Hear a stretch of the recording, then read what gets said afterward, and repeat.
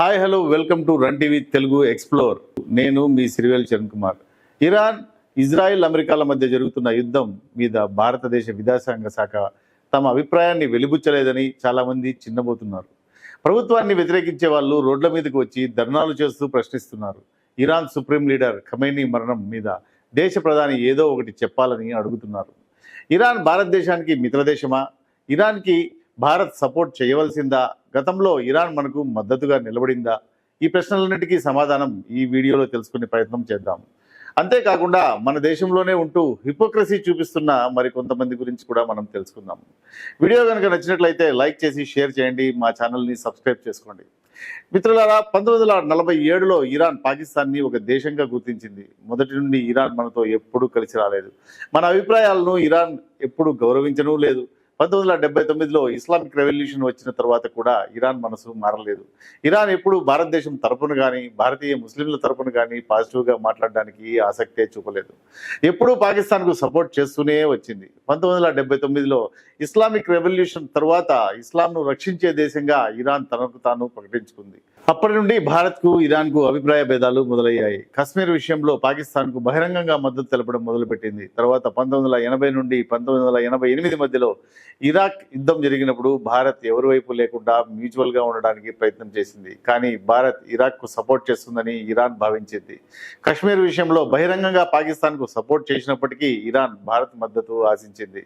తర్వాత 90వ దశకంలో కాశ్మీర్లో ఉగ్రవాదులు రెచ్చిపోయినప్పుడు ఎన్నోసార్లు ఇరాన్ భారత్కు వ్యతిరేకంగా పాకిస్తాన్కు మద్దతుగా మాట్లాడడం కూడా చేసింది. 1990లో మొదటిసారి కాశ్మీర్ విషయంలో భారత్లో ముస్లింలకు అన్యాయం జరుగుతుందని బహిరంగంగా ప్రకటించారు. తర్వాత బాబ్రీ మసీదును కూల్చిన తర్వాత తమ వ్యతిరేకతను కూడా తెలిపాడు. తర్వాత 2000 నుండి 2010 మధ్యలో ఎన్నో గ్యాస్ పైప్ లైన్ ఒప్పందాలను ఇరాన్ భారత్తో రద్దు చేసింది.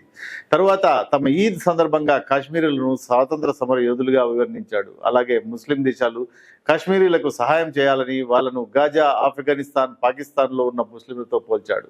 తర్వాత 2013లో భారత్కు చెందిన ఒక ఆయిల్ ట్యాంకర్ను తెహ్రాన్లో ఇరాన్ పొల్యూషన్ సాకు చూపించి సీజ్ చేసింది. 2019లో ఆర్టికల్ 370 రద్దుపై బహిరంగంగా విమర్శిస్తూ స్పెషల్ స్టేటస్ను మళ్లీ తిరిగి కాశ్మీర్కి ఇవ్వాలని కోరింది. 2024లో భారత్ ముస్లింలను మయన్మార్, గాజాలోని ముస్లింలతో పోలుస్తూ భారతదేశంలోని ముస్లింల బాధను మనం అర్థం చేసుకోలేకపోతే మనం ముస్లింసే కాదని ట్వీట్ చేశాడు.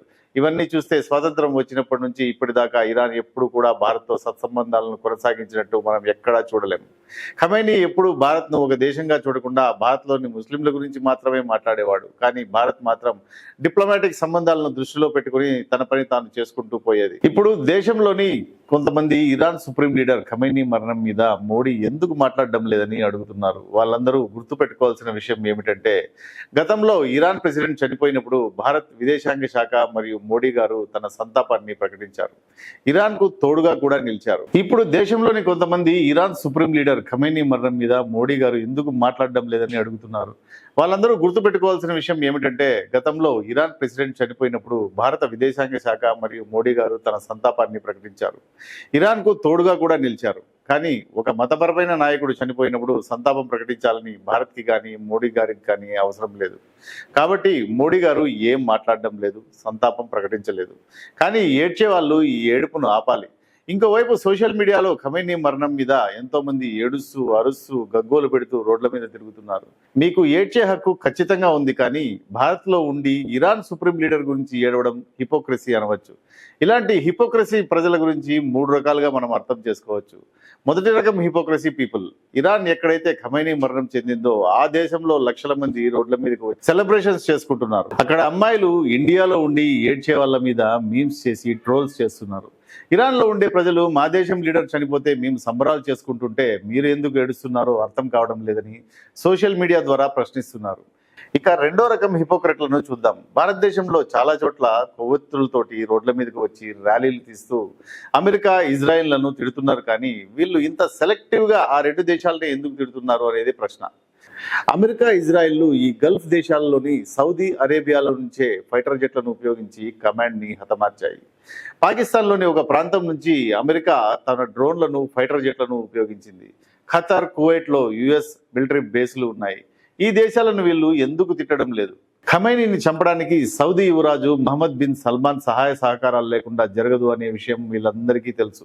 కానీ ఆశ్చర్యం ఏమిటంటే అతన్ని కూడా వీళ్ళు ఏమీ అనలేరు. కానీ మోడీ గారు సమాధానం చెప్పాలి అంటారు. ఎందుకంటే వీళ్ళు హాలిడేస్కి దుబాయ్కి, సౌదీకి, అబుదాబికి వెళ్లాల్సి ఉంటుంది. అందుకనే ఈ ముస్లిం దేశాలన్నీ అమెరికా ఇజ్రాయెల్కు హెల్ప్ చేస్తుంటే మరి తిట్లు మాత్రం ఇజ్రాయెల్ అమెరికాకు మాత్రమే ఎందుకో అర్థం కావడం లేదు.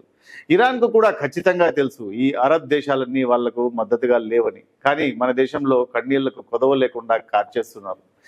ఇక మూడవ రకం హిపోక్రెట్ల గురించి తెలుసుకుందాం. ఎవరైతే ఇప్పుడు రోడ్ల మీదకి వచ్చి ధర్నాలు, ర్యాలీలు చేస్తున్నారో వాళ్ళు పెహల్గాంలో మతం అడిగి చంపినప్పుడు ఎందుకు రోడ్ల మీదకు రాలేదో అడగాలనుంది. వీళ్ళు ఎప్పుడు కొవ్వొత్తులతో రోడ్డు మీదకు రాలేదు, పాకిస్తాన్ను తిట్టలేదు. ఒక మేడం గారు అయితే సోషల్ మీడియాలో అమెరికా ఇజ్రాయెల్ను, ట్రంప్ను చంపడానికి మోడీ గారిని పర్మిషన్ అడుగుతుంది.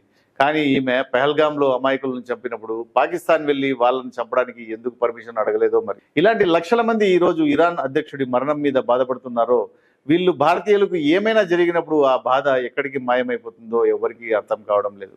నన్ను అడిగితే నిజంగానే కొంతమంది ఇరాన్కు స్పెషల్ ఫ్లైట్లో పంపించాలి.